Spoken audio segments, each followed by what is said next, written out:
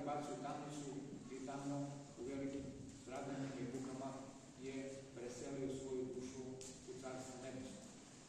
I to žitije većina nas zna, ali na šta to žitije treba da nas asocira danas. I danas, kroz sve vekove, kroz celu istoriju čovječanstva je stradanje pravednih od nepravednih.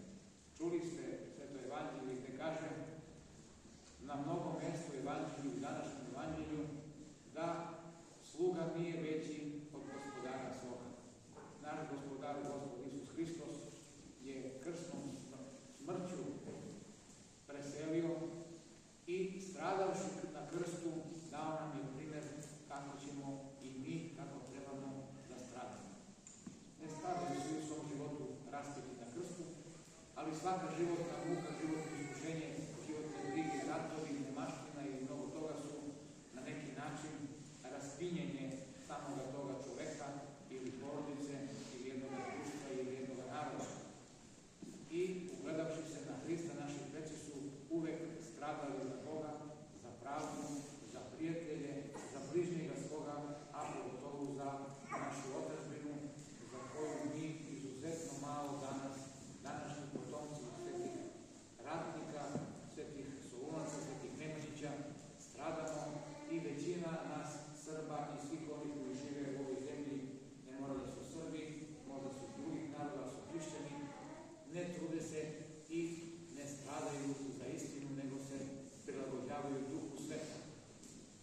To je već odavna tendencija da se hrišćanstvo prilagođava duhu sveta. A sami mučenici, sveti Dimitije, sveti Đorđe, sveti Prokopije, sveti Teodor Strogarac, mnoge mučenice, Petre, Varvara, Nedelja, Paraskeva i mnoge mučenice su stradale za istinu i nisu ustupale. A zašto? Zato što su volele Boga.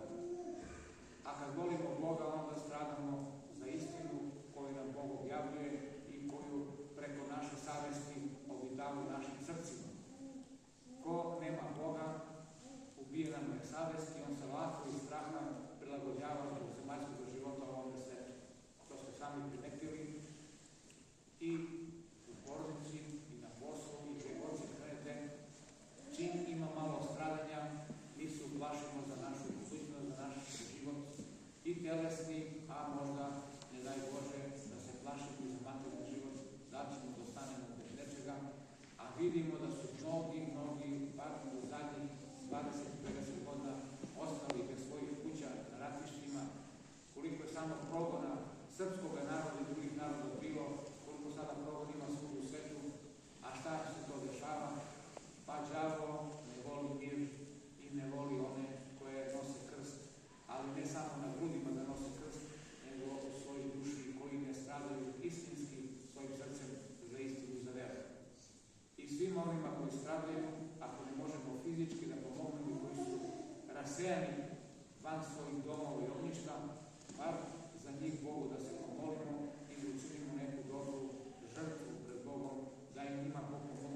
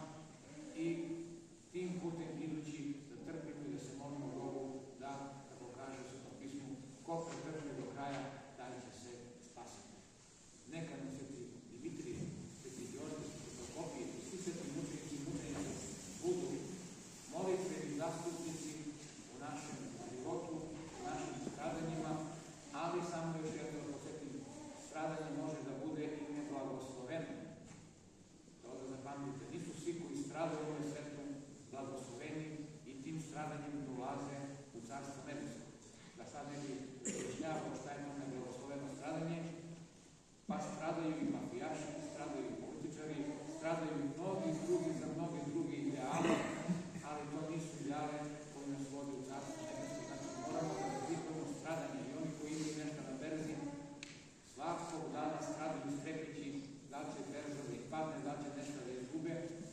To su stradanja, ali stradanje ovoga sveta koje nam ne donose nikakvu blagodet i nikakvu korist. A stradanje za istinu i za spasavanje duše je sasvim jedna druga stvar koju mi trebamo da prihvatimo. Sada ćemo posle, ne posle nego odmah, da izađemo, barjaci su izneseni, onda ćemo da napravimo 3 ophoda oko crkve, ispred crkve ćemo da prevežemo kolač i tamo ćemo posle da podelimo naforu i sve ostalo što treba. Samo bih molio